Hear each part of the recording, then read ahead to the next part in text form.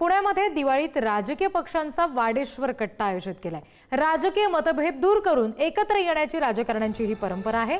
दरवर्षी दिवाळी आणि निवडणूक आली की सांस्कृतिक कट्टा भरवला जातो। सगळे मतभेद आणि मनभेद विसरून एकत्र दिवाळी साजरी करण्यासाठी राजकारणी एकत्र येतात। सर्वच राजकीय पक्षातले लोक वाडेश्वर कट्ट्यामध्ये सहभागी होतात। राजकीय नेत्यांची दिवाळी ही वाडेश्वर कट्टा सुरू होऊनच होते। अनेक राजकीय मतभेद असतील, टीका टिप्पणी असेल, मात्र पुण्याची एक संस्कृती आहे आणि मनभेद आणि मतभेद विसरून हे सगळे नेते एकत्र येतात आणि दिवाळी साजरी करतात, दिवाळीला सुरुवात करतात। खरं तर महापालिका निवडणुका तोंडावर आहेत, सगळे राजकीय वातावरण तापलंय, मात्र पुण्याच्या संस्कृतीनुसार आज परत एकदा हा सगळा वाडेश्वर कट्टा भरवला गेलाय। काँग्रेसचे शहराध्यक्ष अरविंद शिंदे आहेत।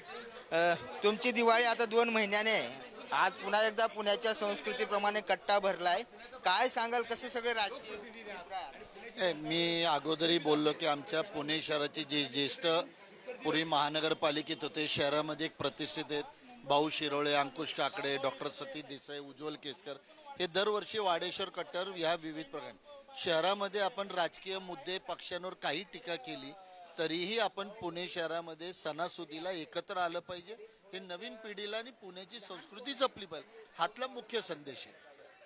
आता जे चित्र दिसते, काय काय फटाकडे फोडायचे आणि यांच्या खाली किती बॉम्ब लावायचे ते वेळेवर लावणारच आहोत। फटाकडे फोडसाल, पण आता जे चित्र राज्यात शहरात सगळीकडे दिसतंय, पुण्याची एक संस्कृती आहे राजकीय, ती बिघडते का असं वाटतं का? कारण इथून संदेश दिला जातो नाही, पुण्याची संस्कृती बिघडते त्याला काही विशिष्ट लोकच त्याला कारणीभूत आहेत आणि मला वाटतं आपल्याला घाबरून ते आज इथं अनुपस्थित आहेत असं मला वाटतं। कारण चुकून तुम्ही प्रश्न विचारला तर पहिल्या प्रेस मीडियालाही ते निघून गेले न काही बोलता। 300 कोटीची जैन समाजाची जमीन विकली आहे, गुन्हेगारी आहे, हा प्रश्न जर तुम्ही विचारला तर फटाका वेगळाच फुटल, म्हणून कदाचित आले नसते। कुठला फराळ तुम्ही खाऊ घाला विरोधी कोणता? सगळ्याच विरोधी पक्षांना कुठला फराळ खाऊ घालावा? आम्ही ठराविक आहे, हे सुभाष जगताप आहे ना, हे चकली सारखे सरळ आहे म्हणून यांना चकली चारणार, हे आहेत ना प्रशांत जगताप यांना करंजीचा आज काय भरले हे कळतच नाही। हा, आणि हे सेन आहेत यांना अनारसे चांगले आहेत, वरचे दाणेदार आणि बाणेदार, म्हणून अनारसे यांना द्यावं लागतात।